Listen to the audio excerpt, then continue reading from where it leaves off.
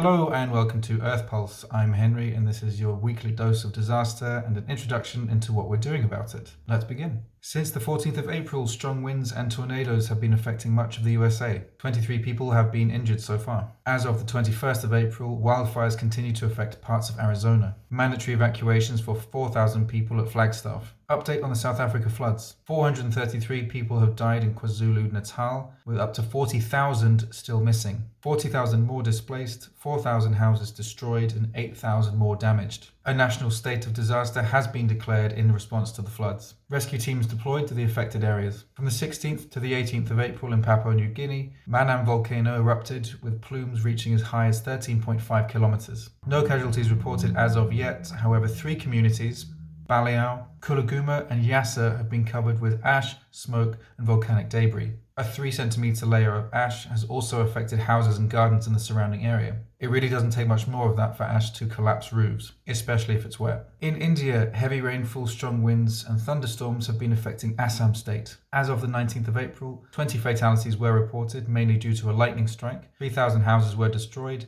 and 95,000 people were affected. There was also a landslide on the 17th of April in Arunachal Pradesh state in the northeast of India. 3 people have died, 1 injured and 15 houses damaged. On the 16th of April, flash floods were triggered in the Philippines, displacing at least 18,000 people. The same region and 8 others in central and southern Philippines are still recovering from the effects of Tropical Storm MEGI, which occurred on the 10th to the 12th of April. There have been 178 fatalities so far, 180,000 people displaced, and 2.1 million people affected. There was a 5.1 magnitude earthquake in Indonesia on the 18th of April. Damaged around 100 buildings. Heavy rainfall has struck again on the islands of Java and Sulawesi. As of the 21st of April, around 3,600 people have been affected, with up to 900 houses damaged. Heavy rainfall has caused flooding across several regions in the Dominican Republic. This has displaced up to 230 people. Heavy rainfall has been affecting central Colombia for several weeks. In Nariño department, there have been up to 80 landslides. As of the 21st of April, there have been 4 fatalities, with up to 2,700 families affected, with major damage to houses and roads. On the 20th of April, there was a flood event caused by extremely heavy rainfall in Uzbekistan.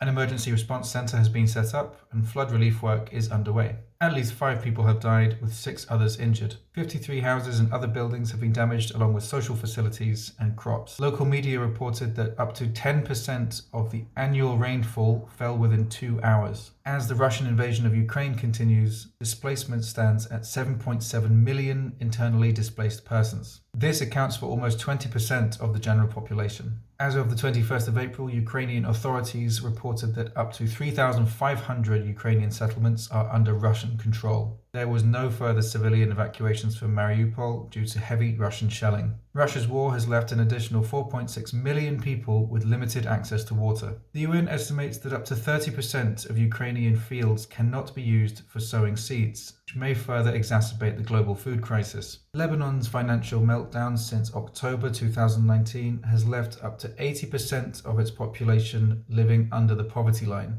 This may be further exacerbated by the war in Ukraine, as Lebanon imports 95% of its wheat supply from the 2 countries. Some 2.2 million Lebanese, 208,000 Palestinian refugees, and 78,000 other migrants are in need of humanitarian aid. Thank you for watching, and I will see you next week.